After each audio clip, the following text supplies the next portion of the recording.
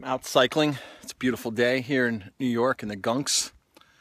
Right behind me, that way you can't really see it, but the Shawangunk mountain range is there. It's currently on fire right now near Summitville, New York. They say about 150 plus acres. It's been burning for about 24 hours. A little over 24 hours. So when the wind blows this way, this air fills with smoke and then the wind changes and it just clears out. You can hear helicopters in the background. I think they're probably helping distinguish the fire. There's a ton of fire departments there. As I'm cycling, I'll see helicopters go back and forth. But I'm up on Oak Ridge right now, near the multiple use area, 94 acres of state land up here on my road bike. And saw a bear about, baby bear. It was pretty cool. It's a little scary. I'm typically not scared of bears, but this was a small little tiny cub crossing the road back there, probably about 500-600 yards, maybe a little further. And I gotta tell you, I'm out on, what am I at, like, I'm at like 10 miles now, and so I'm doing a big hill climb here. Most of it's been uphill. It's about 6 of it's been straight uphill. So out pops this little tiny cub, and I'm like, whoa. And I get off my bike, I turn around, because I had to make a sharp turn, so I had to click my pedals out and spin around. And the only time the car was on the road in my last 10 miles, my last 9 miles, a car happens to be coming by, and he was cruising. I said, bear. He stops. The bear's in the middle of the road. The baby cub, mom is nowhere around. Usually I'm not scared. Usually I take a look, but this time I said, now no chances. I'm hightailing it out of here because mama is around. A cub that small is probably weeks old, not even that. And the car stopped. The bear ran off. The car then started moving. I motioned to the car to hold on. I was like, hold on, I want to pedal through with you. So the car held up. I pedaled past the car. I didn't even look and just jetted past everything. And once we got into the safe zone, I waved to the car, and the car blew off. The car knew exactly what I wanted. I wanted, you know, a shield to the car. I at least wanted somebody there in case the bear came out. I could have jumped in somebody's car and we could have drove off, left my bike there. So I want to talk about organic. I was in a conversation yesterday with some Jewish friends of mine, and one guy I just met, a wine guy. We're talking about organic, and I'm just gonna hop off my bike here and just sit on my crossbar and do this video. I like doing videos out when I'm out and about in nature. Did a lot of snowshoeing videos this year, and I do some running videos when I'm up on the ridge. So we're talking about organic, and don't get me wrong, by all means, you want to support organic. You want to buy organic. You want to pay more. You want to do the right thing.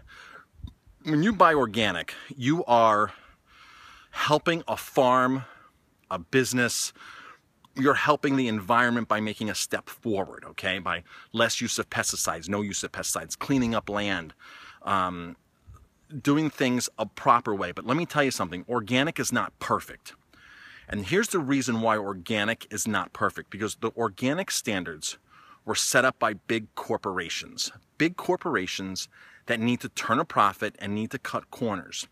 So if you're raising chickens in your own yard for your own consumption, eggs for your own consumption, you can raise 12 chickens much more differently than a farm can raise 12,000, 120,000, 1.2 million. See, so these farms know that they're on the right track, but they have to help. See, these big agribusinesses, these big organic companies help set up the organic standards. So, for example, you would never, if you had your own chickens at home, you would never, after processing chickens, like soak them in chlorine, right? But when you're processing hundreds of thousands of organic chickens a week, you have to soak them in chlorine, because it's just the nature of the business. So there's certain things the organic standards are set up to do that make it easier for them to bend the rules of organic. Because of organic is a very strict way of raising crops and raising, you know, produce crops, animals. It's a very specific and strict way. And if you put every exact rule to use, you wouldn't have organic in the commercial space, because these companies couldn't do it. I'm not saying don't support them. Don't take that away. But I'm saying what you can grow in your yard organically is going to be much better than what you're going to be able to buy off of most grocery store shelves. Now, of course, there are small farms that are doing it totally right. You can go to a health food store, you can buy it, you can go to the local store and you can buy it. But as a general rule, the big companies set the standards up for them to succeed at the game, okay? Not saying don't support them, don't get me wrong. You want to support them. You want the environment, you want your health, you want that to move in the right direction. But again, if you're raising stuff and if you're growing produce in your own garden, if you're doing stuff in your own yard, you can do it much better. You can be much more strict. If you're buying from a small farm, the farmer's market, they can be much more strict because they're not shipping across the country. They're not, if you're buying organic tomatoes from Mexico, organic grapes from South America, organic mangoes, organic this from across the globe, it's not the same as buying it locally. So keep that in mind.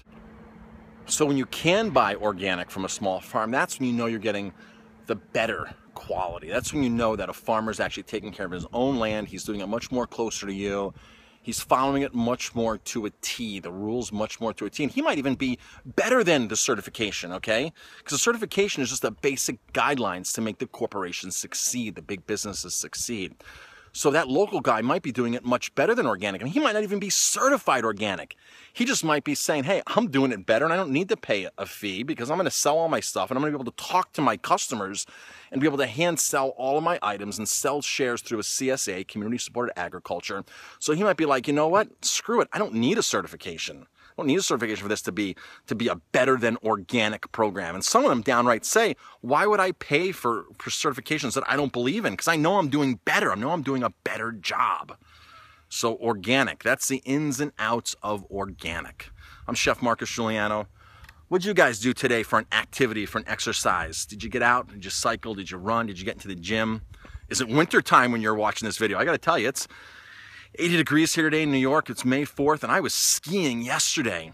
In Vermont, 75 degrees at Killington, 40 trails open, and now today I'm cycling here in the Catskills and the Gunks.